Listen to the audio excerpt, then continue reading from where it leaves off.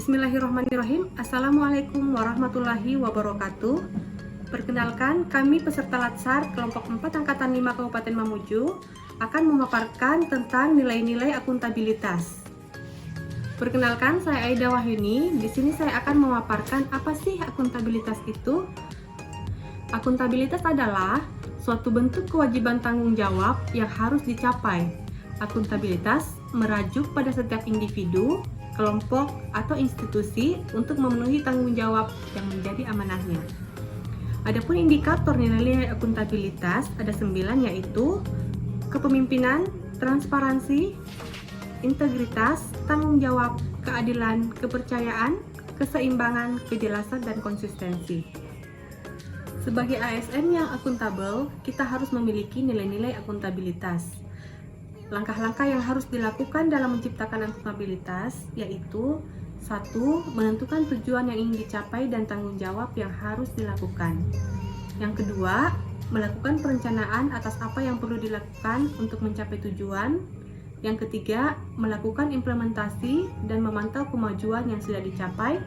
Yang keempat, memberikan laporan hasil secara lengkap. Dan yang kelima, melakukan evaluasi hasil.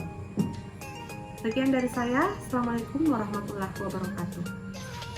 Assalamualaikum warahmatullahi wabarakatuh.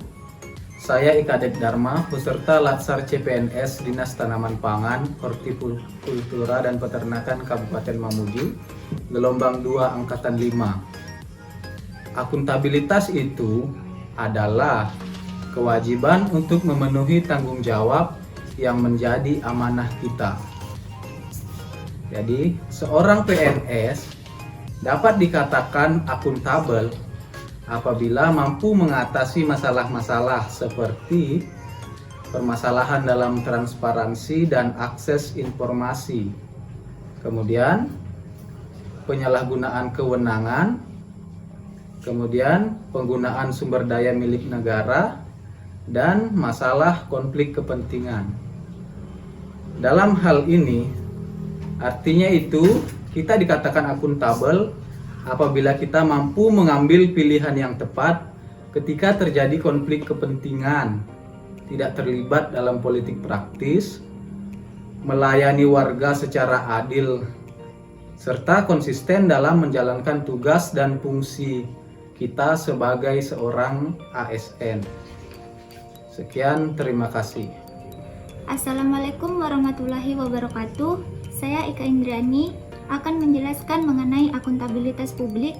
Akuntabilitas publik sendiri terdiri atas 2, yaitu akuntabilitas vertikal dan akuntabilitas horizontal. Di mana akuntabilitas vertikal merupakan pertanggungjawaban atas pengelolaan dana kepada otoritas yang lebih tinggi. Misalnya, pertanggungjawaban unit-unit kerja seperti dinas kepada pemerintah daerah, daerah ke pusat, pemerintah pusat ke DPR. Yang kedua, akuntabilitas horizontal merupakan pertanggungjawaban kepada masyarakat. Contohnya, lembaga pemilihan umum yang independen dan Komisi Pemberantasan Korupsi. Yang selanjutnya yaitu jenis-jenis akuntabilitas. Jenis-jenis akuntabilitas terdiri atas akuntabilitas personal, akuntabilitas individu, akuntabilitas kelompok, akuntabilitas organisasi, dan akuntabilitas masyarakat atau stakeholder. Akuntabilitas personal mengacu pada nilai-nilai yang ada pada diri seorang seperti kejujuran, integritas, moral, dan etika.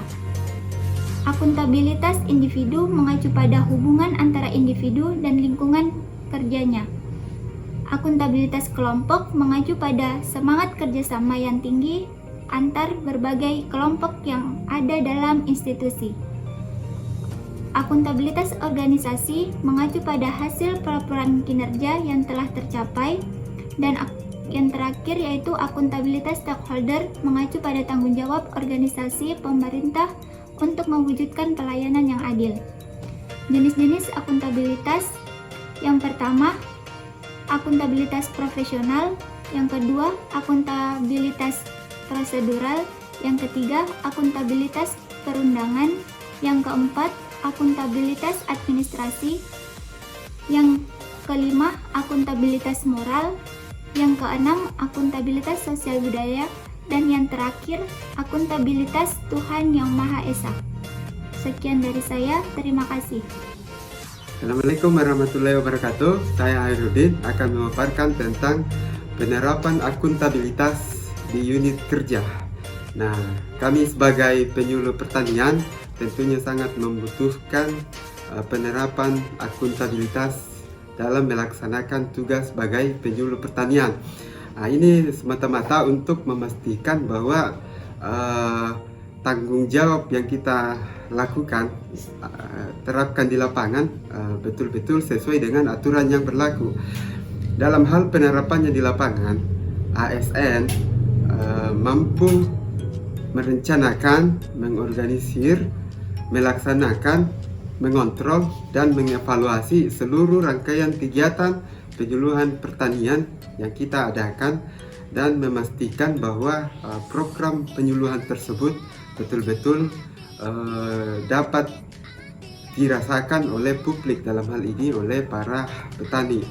Nah, semua aktivitas kita di lapangan dapat berjalan dengan sesuai dengan koridor-koridor kepentingan publik dan menghindari konflik serta kecurangan. Nah, ini tentunya kita perlu memahami tentang konflik kepentingan dan praktek kecurangan sehingga menjadi pengetahuan kita dalam menganalisis segala sesuatu yang akan terjadi. Hal ini akan meminimalisir dengan mempertimbangkan beberapa aspek, yaitu memperbaiki hubungan dengan lembaga-lembaga lainnya, serta melaporkan secara tertulis dan mendapatkan bimbingan dalam mengelola situasi secara tepat. Dengan adanya pembelajaran akuntabilitas ini, para penyuluh semestinya memberikan langkah-langkah yang optimal dalam menjalankan tugasnya. Segala fasilitas yang diberikan perlu juga dijaga kelayakan, dan segala informasi yang didapat berhubungan dengan pendataan dan informasi-informasi lainnya perlu diperbaiki sehingga tidak ada miskomunikasi tentang data pertanian selama ini. Ini semata-mata untuk meningkatkan pertanian negara kita dan membuat petani makin sejahtera. Mungkin cukup sekian, terima kasih. Assalamualaikum warahmatullahi wabarakatuh. Perkenalkan, saya Triwahya Lukas, peserta Latsar Kabupaten Mamuju Angkatan 5. Pada kesempatan ini, saya akan menguraikan sedikit mengenai konflik kepentingan. Konflik kepentingan sangat dapat terjadi apabila dalam keluarga Anda merupakan seorang pengusaha. Konflik kepentingan dapat terjadi apabila ada aktor, penyelenggara negara atau pejabat publik maupun swasta, kemudian ada kewenangan dan otoritas. Ada juga yang kita sebut dengan kepentingan yang dapat menentukan kepentingan pribadi, golongan, ataupun kepentingan kelompok. Kemudian, di mana kepentingan tersebut dapat mempengaruhi kualitas kebijakan maupun kualitas barang atau jasa yang dihasilkan. Konflik kepentingan dalam masyarakat dapat berelasi dengan kelompok politik, hubungan pribadi, pertemanan, bahkan dengan hubungan-hubungan lainnya. Konflik kepentingan sangat erat atau dapat dikaitkan dengan korupsi. Konflik kepentingan juga dapat menimbulkan atau mempengaruhi kebijakan, berpotensi menguntungkan perorangan, korporasi, kelompok, dapat merugikan negara, serta merugikan masyarakat sebagai penerima manfaatnya. Tentunya apabila hubungannya sangat erat dengan korupsi, hal ini sangat membahayakan bagi kelangsungan negara kita maupun kelangsungan masa depan bangsa kita. Di sini kita dapat melihat beberapa efek dari korupsi seperti kemiskinan, pembangunan yang tidak merata. Contoh, apabila kita ambil konflik kepentingan dalam bidang pertanian. Apabila Anda menjabat sebagai pegawai negeri, kebetulan sebagai penyuluh, dan Anda memiliki keluarga sebagai kelompok tani, di sini kemungkinan besar akan terjadi konflik kepentingan. Kemungkinan besar, jika tidak memiliki integritas yang tinggi, Anda akan mendahulukan kepentingan keluarga atau kepentingan kelompok dari keluarga Anda, sehingga bantuan yang tersalurkan tidak secara merata di desa tersebut. Hal ini tentunya akan berpengaruh kepada sosial maupun perkembangan pertanian di daerah tersebut, dan tentunya berakibat pada perkembangan ekonomi di daerah setempat. Kemudian, bagaimana cara kita bisa mencegah dan mengendalikan konflik kepentingan tersebut? Ada beberapa strategi pencegahan dan pengendalian konflik kepentingan. Yang pertama, penyusunan kerangka kebijakan di mana untuk mengidentifikasi, mengelola, dan menyelesaikan situasi konflik kepentingan. Yang kedua, penerapan kerangka kebijakan tersebut. Hal ini bisa dilakukan apabila ada komitmen dari pimpinan institusi, kemitraan pegawai melalui pengembangan kesadaran, antisipasi, dan pencegahan konflik kepentingan. Kemudian, dapat memastikan penegakan kebijakan konflik kepentingan tersebut. Dan terakhir, mengembangkan sistem pelaporan yang kredibel dan tentunya inisiatif kemitraan yang baru dengan sektor bisnis yang non-profit. Konflik kepentingan merupakan akar dari korupsi. Dengan mencegah adanya konflik kepentingan, secara tidak langsung kita telah mencegah adanya praktik korupsi. Semoga kita semua terhindar dari apa yang disebut dengan konflik kepentingan dan menjalankan tugas kita sebagai ASN dengan penuh integritas, akuntabilitas, dan semangat perjuangan. Terima kasih. Demikian persentase dari kami mengenai nilai-nilai akuntabilitas. Semoga bermanfaat. Assalamualaikum warahmatullahi wabarakatuh.